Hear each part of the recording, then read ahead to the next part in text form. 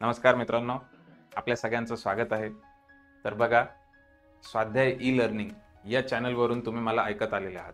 आत्तापर्यंत गेल्या 3 वर्षापासून आपण स्वाध्याय ई लर्निंग या नावाने कार्यरत आहोत. आपल्याला खूप जास्त प्रतिसाद मिळाला. ठीक आहे, तुम्ही विद्यार्थी म्हणून स्वाध्याय ई लर्निंगला भरपूर त्या ठिकाणी प्रेम दिलं. माझं नाव सुद्धा माहिती नाहीये. आज मी सर्वात प्रथम तुमच्या समोर येतोय. माझा चेहरा सुद्धा लोकांना माहिती नाहीये. मी कोण आहे, काय करतो हे सुद्धा माहिती नाही. पूर्णतः ॲनोनिमस पद्धतीने आपण हे चॅनल रन केलं. मी कधी स्वतःहून समोर आलो नाही. मला खूप लोक म्हणायचे की सर तुमचं नाव काय आहे, ॲटलिस्ट नाव सांगा, कुठले आहात ॲटलिस्ट ते सांगा, ठीक आहे तुम्ही समोर का येत नाही असं. पण त्यामध्ये कसं होतं की थोड्या माझ्या स्वतःशी काही कमिटमेंट्स होत्या, तर त्या गोष्टी फुलफिल केल्यानंतरच समोर यायचं असं मी ठरवलं होतं. आणि आज ती वेळ आलेली आहे की स्वाध्याय ई लर्निंगला तुम्ही जो प्रतिसाद दिलाय त्याच्यामुळे स्वाध्याय ई लर्निंग आता एका चांगल्या स्टेजवरती येऊन पोहोचलंय. इथून पुढे आपण अजून पद्धतीने चांगल्या पद्धतीने अपग्रेड करत आहोत. तर सर्वात प्रथम मला तुमचे या ठिकाणी धन्यवाद मानायचे आहे की तुम्ही स्वाध्याय ई लर्निंगला एवढं प्रेम दिलं. ठीक आहे, आपले तुम्ही चॅनल बघा, शून्यापासून आपण चॅनल ग्रो केलेले आहे. आपले प्रत्येक व्हिडिओ असतील यूट्यूबला, तर ह्या प्रत्येक व्हिडिओजला 10,000, 50,000, 70,000 इतके व्ह्यूज मिळालेले. आणि इतके जे सबस्क्रायबर आहे, साधारण आतापर्यंत आपले 19,500 सबस्क्रायबर असतील यूट्यूबला. टेलिग्रामला सुद्धा 7,000-7,500 हजाराच्या वरती आहेत. तर हे सर्व सबस्क्रायबर आपण ऑर्गॅनिकली ग्रो केले. तुम्हाला ह्या मार्केटमधल्या गोष्टी माहिती असतील की याच्यामध्ये पेड सबस्क्रायबर सुद्धा मिळतात. तुम्ही थोडेसे पैसे दिले की त्याच्यानंतर तुम्हाला सबस्क्रायबर वाढून सुद्धा मिळतात. पण आपण तसं काही न करता अगदी शून्यातून सुरुवात, आणि त्याच्यात आपण ठरवलं होतं की आपण क्वालिटी कंटेंट द्यायचं. बाकी मार्केटिंग वगैरे या फंद्यात आपण कधी पडलोच नाही. मोजकं द्यायचं पण चांगलं द्यायचं, या पद्धतीने आपण ते करत गेलो. आणि त्याचा आपण आता 2.5 वर्षांनी बघतोय की आपल्याला हे चांगलं यश मिळालेलं आहे. तर सर्वप्रथम त्याबद्दल तुमच्या सगळ्यांचे धन्यवाद. आणि आज या ठिकाणी तुमच्या समोर एक अनाउन्समेंट आहे की आपलं जे स्वाध्याय ई लर्निंग आहे याला आपण अपग्रेड करत आहोत. याला आपण एका नवीन रूपात तुमच्या समोर घेऊन येत आहोत, स्वाध्याय अकॅडमी या नावाने. स्वाध्याय अकॅडमी नावाचं आपलं ॲप असणार आहे. या ॲपवरनं आपले भविष्यातले जे काही कोर्सेस असतील ते या ठिकाणी तुम्हाला उपलब्ध असतील. तर स्वाध्याय ई लर्निंगलाच आपण स्वाध्याय अकॅडमीमध्ये कन्वर्ट करतोय, स्वतःला आपण अपग्रेड करतोय. बऱ्याच विद्यार्थ्यांची त्या ठिकाणी डिमांड होती की सर तुम्ही अजून कोर्सेस आणा. ठीक आहे, त्याच्यामुळे माझे सुद्धा काही लिमिटेशन असायचे, त्याच्यामुळे मी जास्त कोर्सेसच्या भानगडीत पडलो नाही. पण विद्यार्थ्यांचे मला मेल यायचे, मेसेज यायचे की सर तुम्ही या विषयातला कोर्स आणा, परत तुम्ही अजून एखादी बॅच घ्या, करंट अफेअर कधी आणताय. करंट अफेअर बाबतीत बोलायचं झालं तर आत्तापर्यंत साधारण 50 ते 60 मेल आहे की ज्यांना मला रिप्लाय सुद्धा करायचं आहे. अजून इतके मेल पेंडिंग आहे, तर एवढे लोकांच्या इन्क्वायरी येत आहे. तर या तुमच्या सर्व विनंतीला मान देऊन आपण स्वतःला थोडंसं अपग्रेड करत आहोत. आपण या ठिकाणी स्वाध्याय अकॅडमीमध्ये आपल्या स्वतःचं रूपांतर करत आहोत. तर याच्यामध्ये आपण या ठिकाणी काय करणार आहे की MPSC आणि UPSC साठी क्वालिटी कंटेंट बनवणार आहे आणि चांगल्या पद्धतीने मार्गदर्शन करण्याचा आपण प्रयत्न करणार आहे. पहिले मी तुम्हाला माझ्याबद्दल थोडीशी माहिती देतो. मी पहिल्यांदाच तुम्हाला या ठिकाणी दिसतोय. याच्या आधी फक्त आवाज ऐकू येत होता, तो माझाच होता. तर बघा, माझ्याबद्दल काही माहिती सांगतो. माझं नाव आहे राहुल टिरे. मी मूळ नाशिकचा आहे, नाशिक शहरातच राहतो. त्याच्यानंतर मी बाय क्वालिफिकेशन गेलं तर सॉफ्टवेअर इंजिनियर आहे. सोबत माझं MA पॉलिटिकल सायन्स झालंय, कारण पुढे जाऊन जेव्हा मी UPSCची तयारी करत होतो तेव्हा मी पॉलिटिकल सायन्स हा ऑप्शनलला घेतलेला होता. आणि त्याच्यामुळे मी पॅरलली मास्टर ऑफ आर्ट्ससाठी सुद्धा ॲडमिशन घेतलेलं होतं. तर ते माझं कंप्लीट झालेलं आहे. त्याच्यानंतर माझा अनुभव विचारात घेतला तर UPSC मुख्य परीक्षा दिल्याचा मला 3दा अनुभव आहे, 2017, 18, 19. त्याच्यानंतर MPSC राज्यसेवेमध्ये सुद्धा मी 3दा मुख्य परीक्षा दिलेली आहे, 2020, 21, 22. सोबत कंबाईनच्या सुद्धा काही मुख्य परीक्षा दिलेल्या आहे. त्याच्यानंतर रेल्वेजमध्ये सुद्धा मुख्य परीक्षा दिलेल्या आहे. इतर ज्या काही छोट्या मोठ्या एक्झाम्स असतील त्या सुद्धा मी क्लिअर केलेल्या होत्या. ठीक आहे, त्याच्यानंतर CIAC PITCचा मला अनुभव आहे. आणि गेल्याच वर्षी 2023 मध्ये मी UGC नेट सुद्धा पॉलिटिकल सायन्समधनं क्वालिफाईड झालेलो आहे. ठीक आहे, म्हणजे या ठिकाणी मी असिस्टंट प्रोफेसरसाठी पात्र ठरलेलो आहे. ठीक आहे, सोबतच मला गेली 4 वर्षापासून शिकवण्याचा अनुभव आहे. सुरुवातीचं 1 ते 1.5 वर्ष मी ऑफलाईन एका अकॅडमीमध्ये शिकवलं आणि त्याच्यानंतर स्वाध्याय ई लर्निंगच्या माध्यमातून मी विद्यार्थ्यांच्या संपर्कात आहे. तर हा माझा एक शॉर्ट परिचय होता जो मी करून दिला. पुढे जातो. पुढे बघा, आपलं जे स्वाध्याय अकॅडमी ॲप आहे याच्यावरती आपण सगळ्यात पहिल्यांदा एक बॅच घेत आहोत, ती म्हणजे राज्यसेवा पूर्व परीक्षा PYQs बॅच. आता याची गरज का आहे बघा, की सगळ्यात पहिला आणि महत्त्वाचा प्रश्न, कुठल्या पण MPSC किंवा UPSC किंवा स्पर्धा परीक्षेसाठी अपेअर होताना आपल्याकडे काय पाहिजे. ठीक आहे, तर आपण ही जी राज्यसेवा परीक्षा आहे ही आपल्याला माहिती आहे की MPSC नावाची बॉडी घेते. ठीक आहे, तर आपण MPSC ला सगळ्यात पहिले ओळखलं पाहिजे. आता MPSC शी आपली ओळख कशी होईल. ठीक आहे, MPSC शी ओळख केव्हा होईल, जेव्हा MPSC आपल्याला जे काही देत आहे ते आपल्याला माहिती पाहिजे. तर MPSC राज्यसेवा परीक्षेसाठी आपल्याला काय देत आहे, तर आपल्याला MPSC ने एक सिलेबस दिलेला आहे. ओके, हा सिलेबस आपल्याला MPSC नेच उपलब्ध करून दिलाय. त्याच्यानंतर दुसरं MPSC मार्फत आपल्याला प्रिव्हियस इयर पेपर मिळतात. ओके, म्हणजे एक प्रकारे PYQs मिळतात. या दोनच गोष्टी MPSC आपल्याला देते आणि पुढचा आहे रिझल्ट्स. ठीक आहे, बाकी MPSC ने ॲज अ बॉडी म्हणून आपल्याला कुठे सांगितलेलं नाही की तुम्ही हे पर्टिक्युलर पुस्तक वाचा, ह्या शिक्षकाचा क्लास लावा, हे क्वेश्चन तुम्ही सॉल्व्ह करा, ह्या क्लासची टेस्ट सिरीज लावा, हे कुठंच MPSC सांगत नाही. ठीक आहे, आयोग आपल्याला काय देतं, एक तर सिलेबस देतं आणि एक प्रिव्हियस इयर पेपर देतं.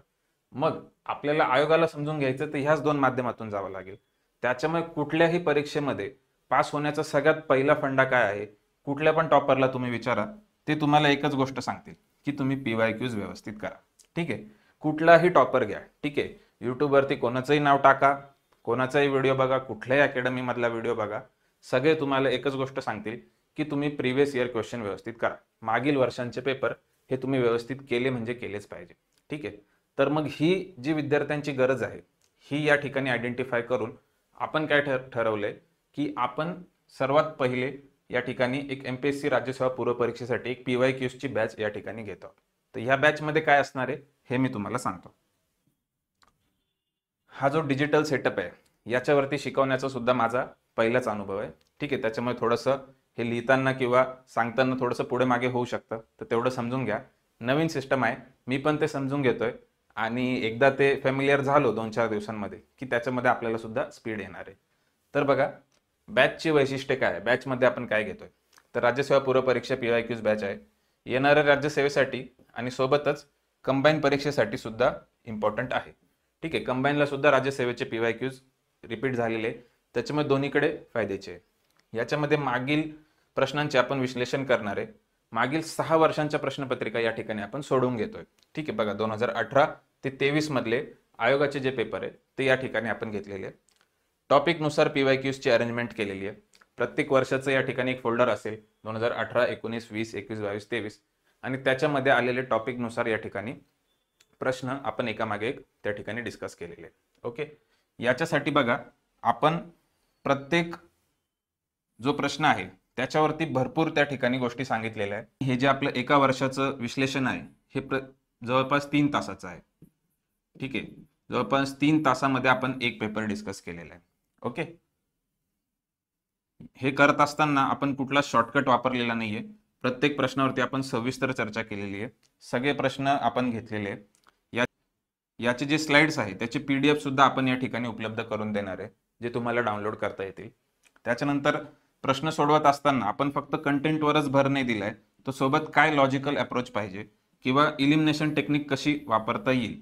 ठीक आहे, स्मार्ट पद्धतीने कसा अभ्यास होईल आणि कमीत कमी पाठांतरामध्ये आपला प्रश्न कसा सुटेल याच्यासाठीच्या काही इलिमिनेशन टेक्निक्स आहे किंवा लॉजिकल अप्रोच आहे, हा सुद्धा या ठिकाणी आपण देण्याचा प्रयत्न केलाय. म्हणजे नुसतं कंटेंट नाहीये. ठीक आहे, लॉजिक आणि इलिमिनेशन टेक्निक याचा पण सुद्धा आपण वापर केलेला आहे.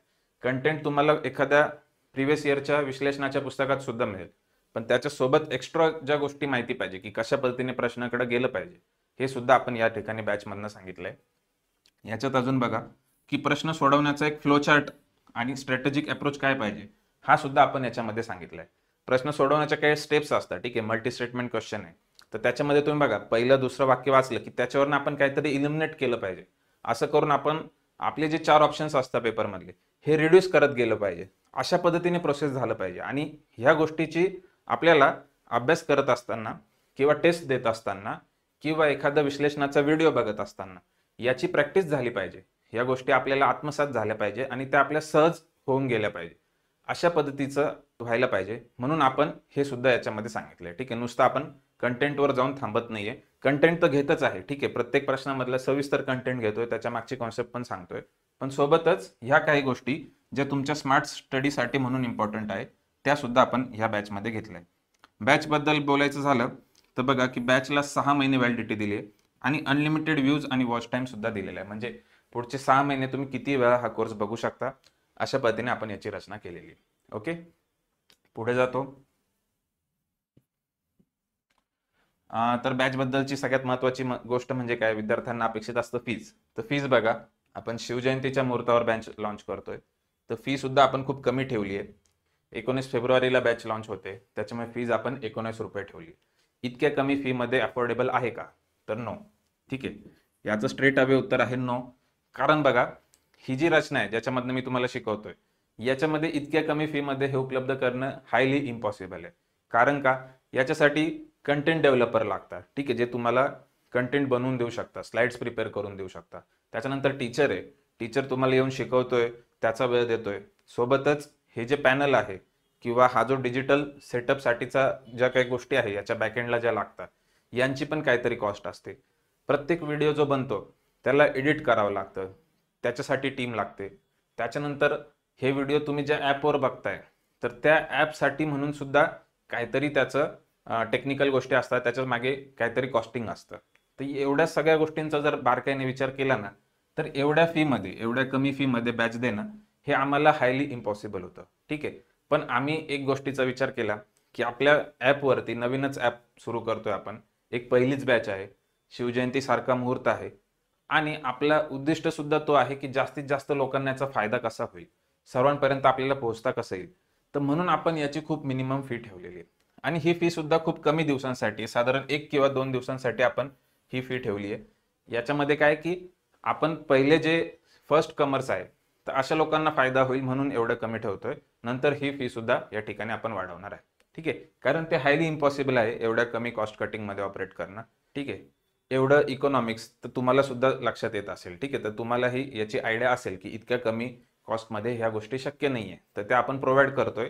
कारण का, तर जस्ट आपला पहिला कोर्स आहे आणि आपल्याला जास्तीत जास्त विद्यार्थ्यांपर्यंत पोहोचायचं आहे, म्हणून आपण एवढ्या कमी फीमध्ये या ठिकाणी बॅच उपलब्ध करतोय. ठीक आहे, आणि हे लिमिटेड टाइम आहे, हे काही फुल टाइम असणार नाहीये. ओके, तर त्याच्यामुळे तुम्ही ज्यांना एनरोल करायचं तर ते लवकरात लवकर करू शकता. ठीक आहे, तर मित्रांनो बघा, सुरुवातीला आपण एकटेच काम करत होतो, पण आता जेव्हा आपण स्वाध्याय अकॅडमी म्हणून विचार करतोय, तर तेव्हा आपल्यासोबत काही मित्र जोडले गेलेले आहे. ठीक आहे, अनुभवी मित्र आहेत आणि जे बऱ्याच कामामध्ये आपल्यासोबत आधीपासूनच होते, तर ते पुन्हा एकदा आपल्यासोबत आता काम करताय आणि सर्व टीम मिळून या ठिकाणी आपण काम करणार आहे. तर त्याच्यामधले काही लोकांचा मी परिचय करून देतो. तर बघा, श्रीराम बडावणे हे प्राध्यापक आहेत, माझे मित्र आहेत आणि त्यांचं MA पॉलिटिकल सायन्स झालंय, MA पब्लिक ॲडमिनिस्ट्रेशन सुद्धा झालेलं आहे. त्याच्यानंतर सियाक PITCचा त्यांना अनुभव आहे आणि सोबत नेट सेट क्वालिफाईड आहे आणि गेले 4 वर्षापासून ते असिस्टंट प्रोफेसर म्हणून कार्यरत सुद्धा आहेत. ठीक आहे, महाविद्यालयामध्ये ते कार्यरत सुद्धा आहेत. ते सुद्धा आपल्या या ठिकाणी असणार आहे आणि हा जो कोर्स आहे आपला PYQचा, याच्यामध्ये ते आपल्याला बॅकएंडला मॅनेजमेंट सांभाळत आहे. त्यांचं मुख्य काम ह्या सर्व गोष्टी मॅनेज करून घेणं आहे, तर हे ते या ठिकाणी सांभाळत आहे. भविष्यात ते याच्यामध्ये आपल्याला कोर्सेसच्या स्वरूपात सुद्धा दिसू शकतील. ठीक आहे, अजून आपल्यासोबत कोण आहे बघा, आपल्यासमोर अजून आपले मित्र आहे अमोल महाले, हे एक्सपर्ट मेंबर आहे आपले. तर BSc ॲग्रिकल्चर हे त्यांचं शिक्षण झालेलं आहे. नंतर मराठी लिटरेचरमध्ये त्यांनी MA सुद्धा केलेलं आहे. MPSC राज्यसेवा मुख्य परीक्षा देण्याचा सुद्धा त्यांचा अनुभव आहे 2018-22च्या. कंबाईनच्या सुद्धा त्यांनी अनेक मेन्स दिलेले आहेत. सोबत ॲग्रिकल्चरच्या सुद्धा मेन्स दिलेल्या आहेत 2दा. IBPS SO मध्ये सुद्धा त्यांनी मेन्स दिलेली आहेत. सियाक PITC मध्ये सुद्धा ते होते.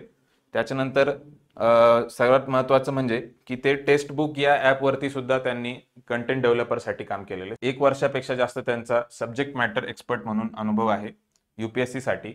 आणि बैजूस मधलं सुद्धा जे MPSC डिव्हिजन आहे, याच्यामध्ये ते सिनियर असोसिएट म्हणून कार्यरत होते MPSC साठी. ओके, त्यांना 2 वर्षाचा अनुभव त्याच्यामध्ये आहे. ओके, अजून आपल्यासोबत कोण आहे बघा, भूषण थोरात सर, हे LLB झालेलं आहे त्यांचं, सोबत इलेक्ट्रिकल इंजिनियर सुद्धा आहे. UPSCची मेन्स दिलेली आहे. टेक्निकल मधल्या मुख्य परीक्षा देण्याचा त्यांचा बराच अनुभव आहे आणि राज्यसेवा आणि कंबाईनच्या सुद्धा मेन्स दिलेल्या आहेत. तर हे सुद्धा या ठिकाणी असणार आहे आणि भूषण सर सुद्धा या ठिकाणी तुमचं जनरल सायन्स घेणार आहे.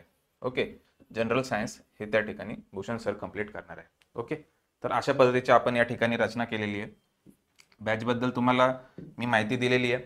तर सगळ्यात पहिले तुम्ही काय करायचं आहे की आपलं स्वाध्याय अकॅडमी नावाचं ॲप आहे, ते तुम्ही प्ले स्टोअरवरनं डाउनलोड करायचं आहे. ठीक आहे, या पद्धतीने तुम्ही स्वाध्याय अकॅडमी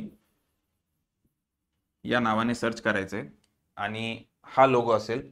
या लोगोचं ॲप जे आहे ते तुम्ही प्ले स्टोअरवरनं डाउनलोड करू शकता.